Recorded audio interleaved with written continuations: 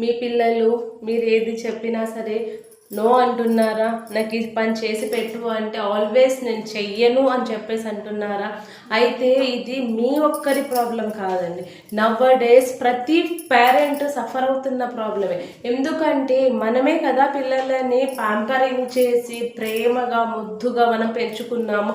మళ్ళీ వాళ్ళకి ఏది కరెక్ట్ ఏది రాంగ్ చెప్పలేకుండా మనం వాళ్ళని పెంచాం. కాబట్టి ఆ పిల్లవాడు ఇప్పుడు చాలా సున్నితంగా పెరుగుతున్నాడు. ఏదైనా సరే వాడు నేను చెయ్యను అనే సిచ్యువేషన్కి వాడు వచ్చాడు. ఎందుకంటే మనం చిన్నగున్నప్పటి నుంచి వాడికి ఏ పని అలవాటు చేయలేము.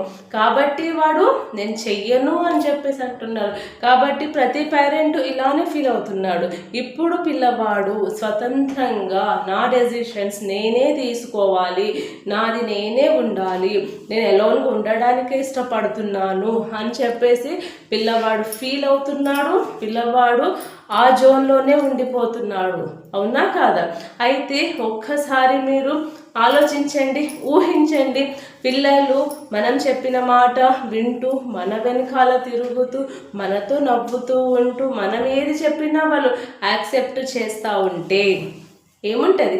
ప్రతి ఇల్లు ఒక నందన వనమే కదా.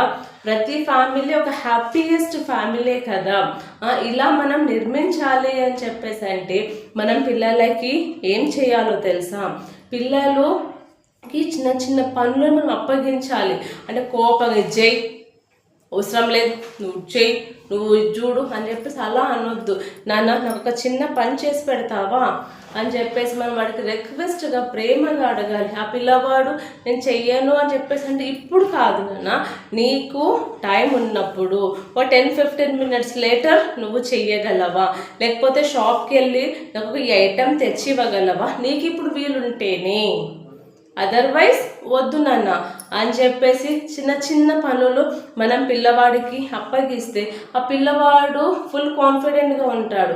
అంటే మా మమ్మీ మా డాడీ నన్ను ఇది చేసి పెట్టవా అని అంటున్నాడు. అంటే నా మీద వాళ్ళకి ఫుల్ నమ్మకం ఉంది అని పిల్లవాడు చాలా కాన్ఫిడెంట్గా ఉంటాడు. వాడు ఏ పని చేసినా సరే మా మమ్మీ మా డాడీకి నచ్చేలాగే చెయ్యాలి అని చెప్పేసి ఆ పిల్లవాడు అనుకుంటాడండి. ఇలాంటివి మీకు ఇంకా కావాలి అంటే please to follow and subscribe my channel.